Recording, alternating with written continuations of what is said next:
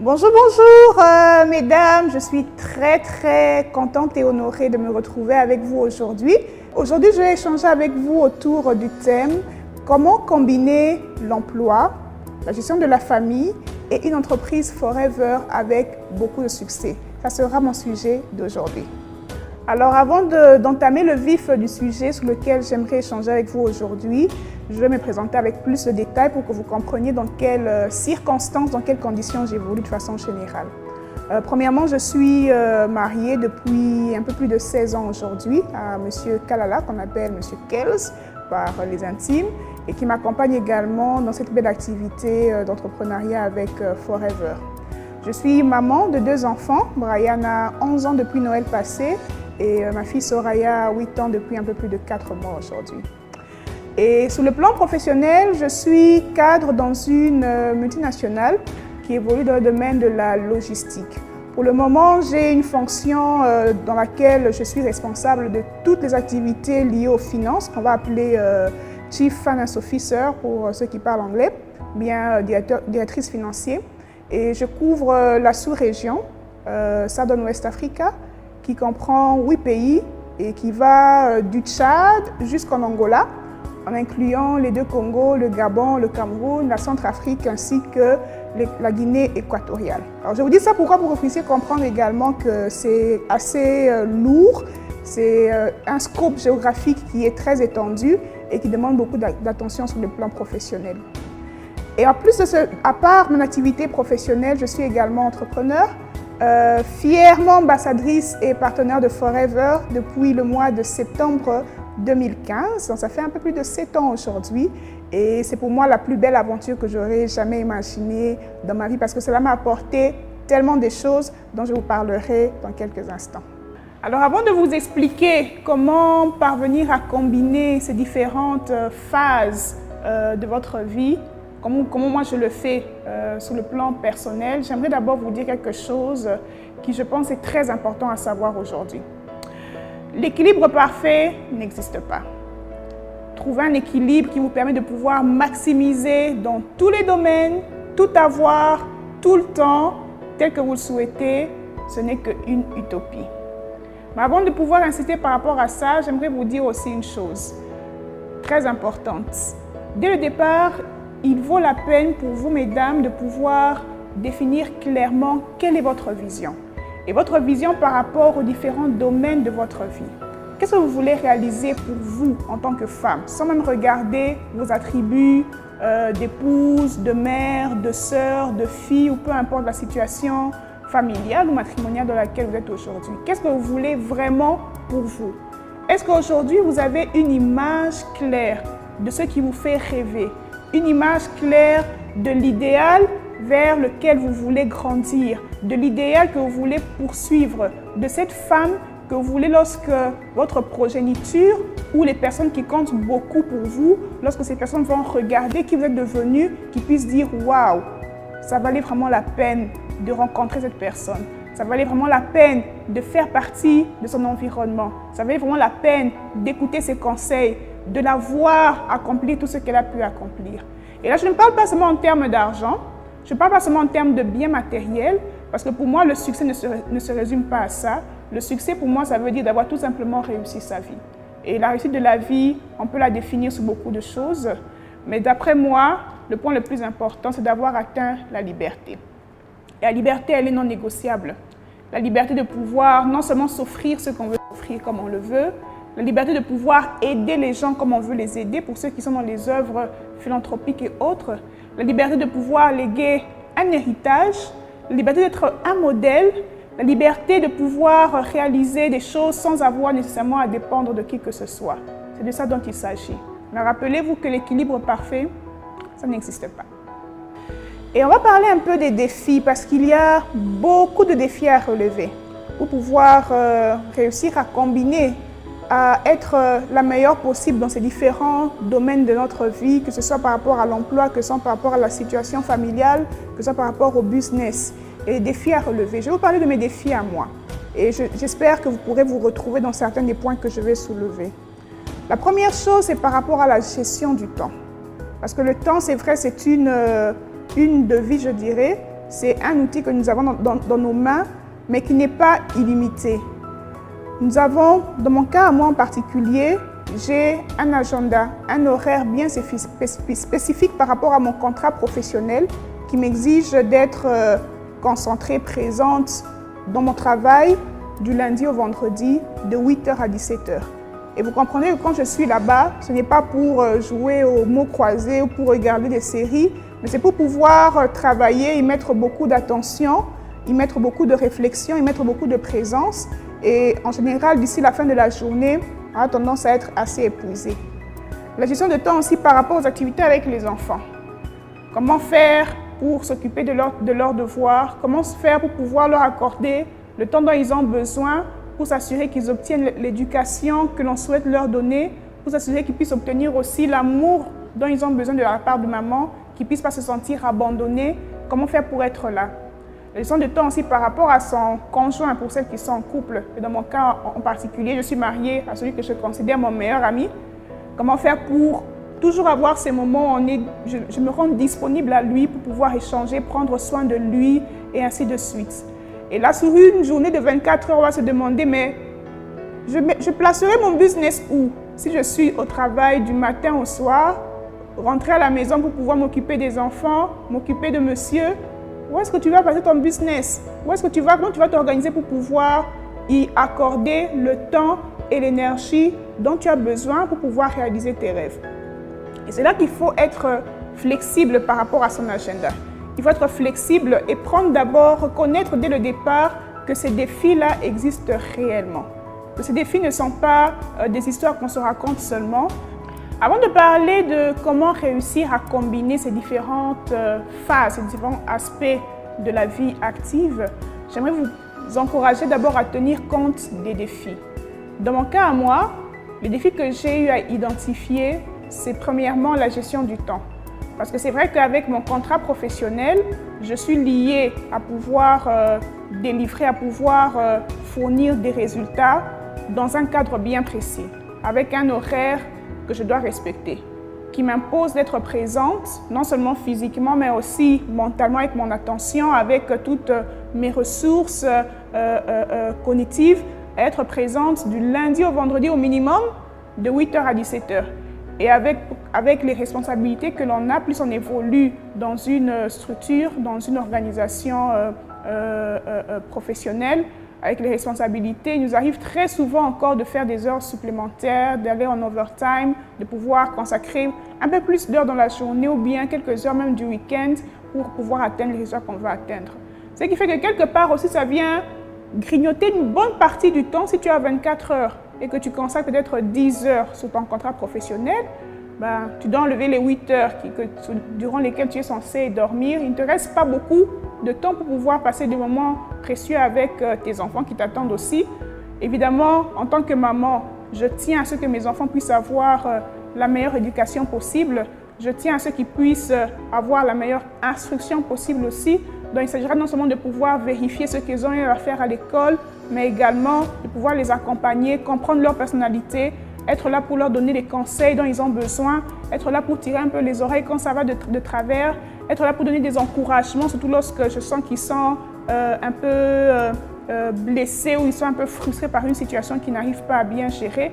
Être maman tout simplement, n'est-ce pas? Apporter cet amour, cet accompagnement dont ils ont besoin. Évidemment, il n'y a pas que maman, il n'y a pas que les enfants, il y a aussi le gros bébé dont il faut prendre soin pour celles qui sont en couple, échanger ces moments, être présente dans son couple, échanger les idées, échanger les projets, écouter aussi l'autre qui a sûrement passé une longue journée, qui a besoin de pouvoir trouver votre épaule disponible, lui à venir avoir le réconfort, avoir l'énergie pour rebondir mieux le lendemain et continuer à développer cette aventure du foyer tous ensemble. Maintenant, on se demande comment est-ce que je fais pour pouvoir gérer mon business en plus de ces différentes restrictions. Et il n'y a pas que le temps que moi j'ai identifié, il y a également la distance. Ça fait un peu plus de 2 ans que je suis basée à Douala, dans le cadre de mon activité professionnelle, qui m'amène assez loin de mon business principal qui se trouve en RDC, Kinshasa, Lubumbashi, Kolwezi, Goma. Comment faire pour gérer cette distance-là? Comment faire pour pouvoir me réinventer et m'assurer de rester connectée avec les différents partenaires qui existent dans mon équipe aujourd'hui, avec les différents clients que je suis censée servir, accompagner dans leurs besoins, avec les différents prospects pour qui j'ai en ma main la solution qui va répondre à leurs préoccupations, répondre à leurs besoins. Si vous n'avez pas à identifier dès le départ quels sont les défis auxquels vous faites face en tant que femme, en tant que mère, en tant qu'employée, pour pouvoir réussir votre business forever, il vous sera difficile d'avancer proprement, de pouvoir mener les actions qu'il faut, de pouvoir développer votre système de responsabilité autour de vous qui va vous aider à atteindre ce que vous voulez réaliser et qui est aligné avec votre vision. Donc, ce sont les premières choses que j'ai eu à identifier. Et qu'est-ce que j'ai décidé de faire? J'ai décidé de mettre en place différentes mesures pour pouvoir y arriver. Premièrement, et je pense que pour moi, c'est la chose la plus importante après avoir défini la vision, il a fallu que je puisse gagner le buy-in, comme on dit en anglais, que je puisse gagner l'accord, que je puisse gagner l'agrément des personnes les plus importantes dans ma vie pour pouvoir m'accompagner, me soutenir et évoluer avec moi par rapport à cette vision que j'ai de façon générale pour mon business forever. Et ça passe premièrement par le conjoint que j'ai aujourd'hui. Comment m'assurer que cette personne-là comprend mes besoins? Comment m'assurer que cette personne-là comprend mes aspirations? Non seulement pour mon propre bien, mais comprend à quel point le fait que je puisse réussir aujourd'hui va aussi être bénéfique pour lui. Comprend à quel point le fait que je puisse arriver à gagner encore plus en impactant plus de vies aujourd'hui va être bénéfique pour nos différents projets de couple, nos différents projets de famille. Si je n'ai pas ce buy-in, si je n'ai pas cet engagement de la personne la plus importante dans ma vie, il me sera très difficile de pouvoir avancer. Alors, je vais m'adresser à vous qui êtes en couple, à vous qui êtes mariés. Je ne dis pas nécessairement que votre conjoint doit absolument faire le business avec vous. Non, ce n'est pas une obligation. Mais vous devez être en mesure de trouver une façon de l'aider à vous soutenir, de l'aider à décider de ne pas être une barrière, de ne pas être un obstacle, un blocage par rapport à votre business. Et là, il s'agit de pouvoir mettre en place un accord qui est gagnant-gagnant. Parce que pour qu'il vous donne ce buy-in-là, vous devrez donner quelque chose en retour. Et mesdames, vous savez très bien ce que vous devez donner. Chaque couple a ses réalités, chaque homme a ses besoins, chaque couple a sa façon de s'organiser. C'est à vous de trouver comment aller retirer le poil de la tête de ce lion. Pour celles qui connaissent cette fable-là, pour pouvoir mettre cet accord au niveau de votre couple. À part le conjoint, il a fallu que je puisse gagner aussi l'engagement, le buy-in de mes enfants. Aujourd'hui, mes enfants, ils savent clairement ce que je fais. Ils savent que de 19h à 20h30 par là, 21h par là, maman, quand je la vois entrer dans ce bureau à la maison, c'est qu'elle est concentrée sur son business forever. Aujourd'hui, ils me posent des questions. Est-ce que tu as gagné quelque chose? Est-ce que tu vas aller en voyage? Est-ce qu'on va aller en voyage ensemble? Parce qu'ils sont en mesure de comprendre que ce que je fais, c'est pour leur bien. Si aujourd'hui, ils sont capables d'aller dans les meilleures écoles de la ville, c'est parce que papa et maman, en dehors de leurs différentes activités, prennent 1 heure, 2 heures en soirée pour pouvoir se concentrer à travailler sur leur business qui nous permet de pouvoir vivre la vie qu'on a aujourd'hui. Ils nagent dans la piscine chaque après-midi, ils ont leurs cours avec leurs répétiteurs, piano et autres, ils vont dans des très bonnes écoles, ils ont accès à des vacances, ils découvrent différentes villes à travers le monde. Tout cela n'est pas grâce uniquement à ce qu'on a réalisé sur le plan professionnel, mais grâce à ce qu'on a pu gagner en ayant cette activité génératrice de revenus additionnels. Je dirais même cette activité créatrice de richesse qui nous permet de pouvoir offrir à nos enfants tout ce qu'ils rêvent et auxquels ils ont droit. Et lorsque les enfants comprennent qu'effectivement, ce que maman fait, c'est pour mon bien, ils seront votre meilleur allié. Vous allez voir, ce sera même eux qui vont venir vous rappeler que vous n'avez pas fait telle activité. Tu étais censé parler avec telle dame. Tu étais censé recommander le produit à telle personne, mais tu ne l'as pas fait. Moi, j'étais très surprise lorsque nous sommes arrivés à Douala il y a 2 ans. Je donnais à ma fille les sanitizers, les tout petits sanitizers. Et après, je découvre que mademoiselle vendait l'utilisation des sanitizers à l'école. C'était pour les amis qui ont besoin de pouvoir nettoyer les mains et présenter son désinfectant.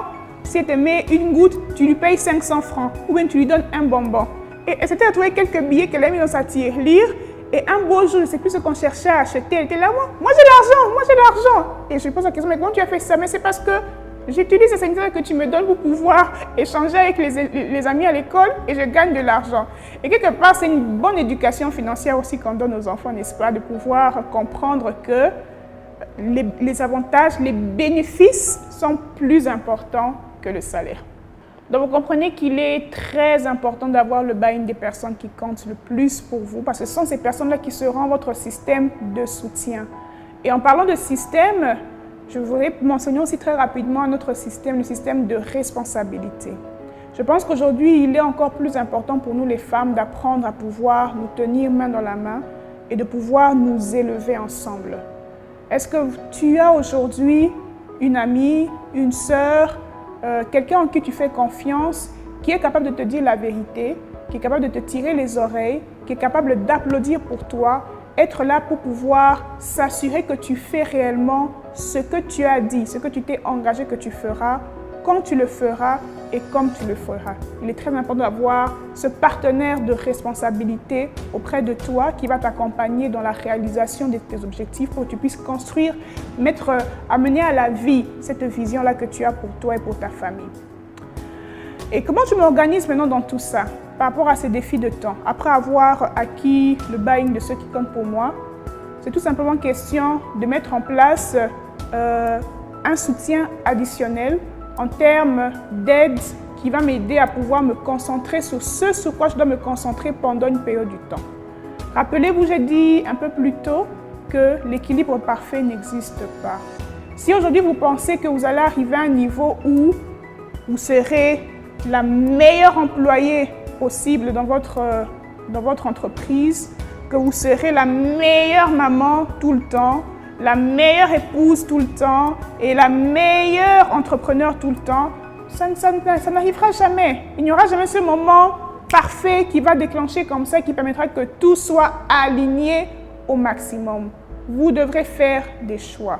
Vous devrez faire des choix par rapport aux priorités du moment. Quelle est la chose sur laquelle, pendant une courte période de temps, je ne parle pas de toute la vie, je ne parle pas de toute une année ou de plus de 6 mois, mais pendant une courte période de temps, quel est le domaine de votre vie sur lequel vous devez mettre un peu plus d'attention? Le domaine sur lequel vous devez mettre votre pied sur l'accélérateur. Dans mon cas en particulier, il y a des périodes, des saisons où, au niveau de mon travail, il y a des attentes beaucoup plus élevées. Il y a des besoins de concentration beaucoup plus importants. Il y a besoin que je puisse participer à beaucoup de réunions, à définir des stratégies pour la période qui va suivre, à revoir certains nombres. Et pour cela, durant ces moments-là, je suis concentrée sur mon emploi.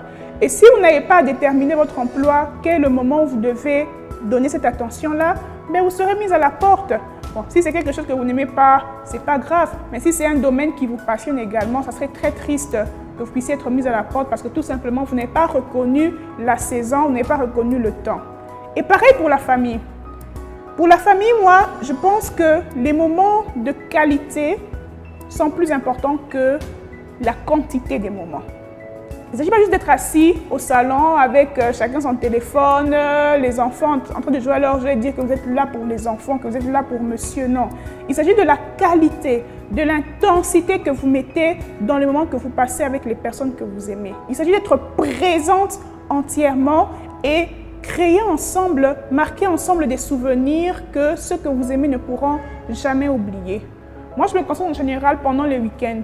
Ça sera un week-end ou 2 week-ends du mois où on va aller suivre un film ensemble au cinéma, où on va aller nager ensemble, où on va aller faire du vélo dans le quartier ensemble. Je me concentre aussi également beaucoup sur les vacances des enfants pour pouvoir nous offrir des voyages. Et pour moi, c'est des récompenses. Récompenses pour moi, pour le travail que j'ai eu à réaliser pendant les semaines ou les mois précédents, mais récompenses aussi pour les enfants, pour le soutien qui m'ont accompagné pour nous permettre de pouvoir créer tout cela ensemble. Et quand je parle de vacances, on a des vacances extraordinaires, des moments de qualité que les enfants ne pourront jamais oublier. Et même dans nos discussions, les échanges que j'ai avec eux de façon personnelle, je m'assure d'être vraiment présente pour pouvoir être la plus transparente possible et pour pouvoir montrer qu'ils ont un allié, ils ont une maman qui est là pour les écouter, pour les accompagner, pour tirer d'eux le meilleur. Et ça applique la même chose aussi pour mon conjoint, des moments de qualité, privilégier les moments de qualité au-delà de la quantité des moments. Et pour le business, c'est pareil, la même logique. Vous aurez des saisons où vous devez vous concentrer à 100%. Vous devez mettre le pied sur l'accélérateur pour atteindre une qualification supérieure, pour pouvoir décrocher un challenge, ou vous lancez un marathon. Comme là, par exemple, je suis dans un marathon depuis le 2 janvier, qui va prendre fin à la fin du mois de mars, pour me former, pour pouvoir devenir excellente dans les réseaux sociaux, à développer le business en utilisant les réseaux sociaux. Tu te concentres dessus pendant un moment. Tu sais que là, je ne négocie pas. C'est ma priorité. C'est vrai que je ne vais pas laisser tomber mes autres activités. C'est vrai que je ne vais pas éviter de passer du temps avec les enfants ou je ne vais pas manquer mes heures, mes journées de travail au bureau. Mais je sais dans ma tête que ma priorité, c'est ce marathon pour le moment duquel je dois tirer le maximum possible pour atteindre certains objectifs. Parce que l'équilibre parfait, il n'existe pas. Il s'agit de faire des choix qui sont intelligents, des choix qui sont consensueux au bon moment et de la meilleure façon possible. Alors mesdames, j'espère que vous avez vraiment trouvé beaucoup de valeur dans tout ce que j'ai eu à partager un peu plus tôt. Et je vous souhaite tout le succès parce que vous le méritez. Vous le méritez. Mais rappelez-vous que le seul élément qui peut basculer l'équation, qui peut renverser la tendance, c'est vous-même. C'est toi qui peux tout changer. Toi qui peux faire que ta vie devienne ce à quoi tu as toujours rêvé, qui peut faire que ton business devienne ce à quoi tu as toujours rêvé, qui peut faire que ta famille, tes activités professionnelles et autres deviennent ce à quoi tu as toujours rêvé. C'est à toi de passer à l'action pour que ces choses puissent se réaliser. Alors, je vais vous quitter avec un tout petit exercice à faire, évidemment. Je vais vous inviter à rentrer chez vous à la maison et à vous asseoir avec les personnes les plus importantes et créer ce système de soutien si cela n'a pas encore été fait. Le système de soutien et ce système de responsabilité. Et si vous avez encore des petites questions, un peu des points d'interrogation dans votre tête sur comment le faire, n'hésitez pas à m'envoyer un message. Je suis disponible sur Instagram, je suis disponible sur Facebook, sur WhatsApp pour ceux qui ont mes coordonnées. Je serai plus que content de pouvoir vous donner plus d'orientation pour réussir à y arriver. Parce qu'en tant que femmes, nous devons nous soutenir les unes les autres pour atteindre ensemble le sommet. Alors, je souhaite voir beaucoup de femmes vertueuses sortir de cette belle audience qui se trouve là. La femme vertueuse qui sait se lever tôt le matin, la femme vertueuse qui sait ce qu'elle veut, la femme vertueuse que le mari admire, que les enfants applaudissent, qui investit, qui entreprend, qui gagne de l'argent, qui achète des champs, qui achète des terrains, qui crée des entreprises. Et c'est cette femme vertueuse que je vais voir en chacune d'entre vous. Encore très bonne fête de la journée de la femme et à très bientôt.